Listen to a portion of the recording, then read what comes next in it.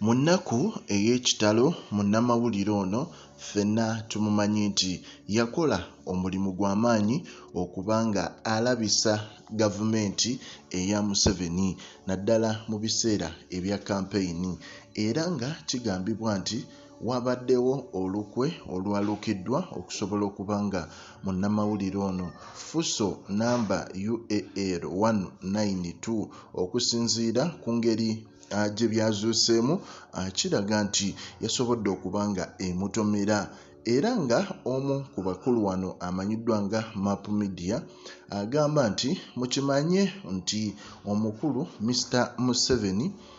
yawawaabirwa mu ICC oba International Criminal Court ng'abamu ku bannamawulire abalina okuwaayo bwino yono omukyala eyattiddwa nga wafiiridde kigambibwa okuba nti bwino ono yenna yamuwaayo dda. Akwata ku kutulugunya n'okutyoboola eddembe ly'omuntu wa bulijjo, era nga kigambibwa okuba nti byonna ebyafulumanga mu kampeyini bye mwalaba ku mawulire naddala nga channels nga zi CNN, channels nga zi Al Jazeera, omukyalo ono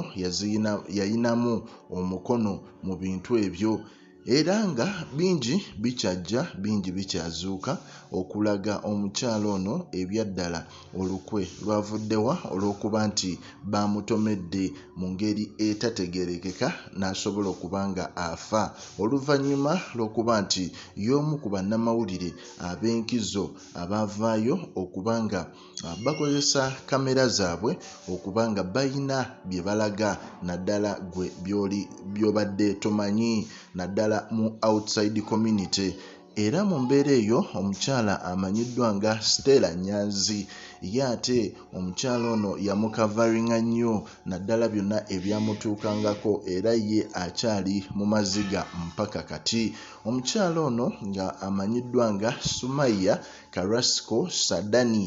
omukyala ono nga mu Spanish ate alimu omusaayi gw'aba Mexico nga photojournalist, era yakozesanga nnyo obukugu bwe okusobola okubanga ayogera stories ez'enjawulo oba nga presentinga stories ez'enjawulo ng'ayita mu kamera yeeyo. Naye ebyembi omukyalo ono yasobodde okubanga ava mu bulamu bw'ensi eno. Bangi naddala oludda olwa opposition tebakkiriziganya n'ekyo ekyayogeddwa mu mmotoka yamutomedde, bo bagamba nedda waliwo ebyabadde bipangibwa, waliwo olukwe olwabadde lwagala okuwa lwe bakoze okubanga omukyalo ono bamumaliriza, era nga omukyalo ono yakwata nnyo Stella Nyanzi ebifaananyi eby'enjawulo nga yeekalakaasa, ebifaananyi ebisinga ebya Stella Nyanzi bye mulaba nga yeekalakaasa. Omukyalo ono yavaayo ng'ayina gundi gye yatambulirako gye bayita Women Lives Matter. Ebyo byonna omukyalo ono ye yabikuba, naye kyannaku